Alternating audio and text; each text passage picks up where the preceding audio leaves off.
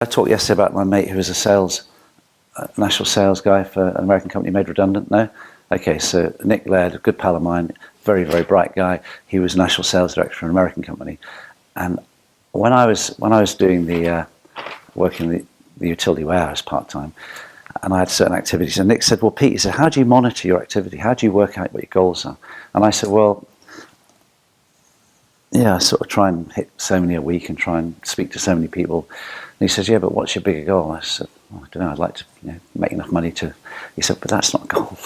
He said, this a few years ago. He said, okay, so we have a company goal, sales target for every year. Now, I'm national sales manager, so I'm responsible for hitting that target. But he said, I have regional sales teams. And he said, I get all access to all their figures every single day. Because we don't just have yearly, we have monthly, we have weekly, and we have daily targets. And I know if at the end of the day in a particular region, things have dropped, things have got to happen to bring it back up so that the weekly target's hit. If the weekly target drops, you've got to do things.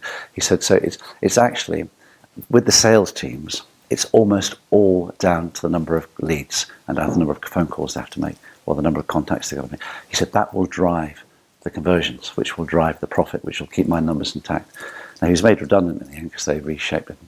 He's now working for a different company. But taught me an interesting lesson. That's where I started getting into goal setting, where I started researching goal setting more. And I was talking to a few of you at lunchtime about goal setting.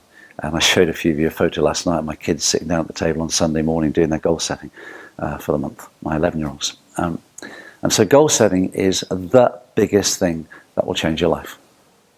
Because what it does is it starts to give you specific targets, short-term targets. So you've got a main hairy goal, big hairy goal, and you've got sub-goals. And those sub-goals, when completed, contribute to the big hairy goal. Does that make sense?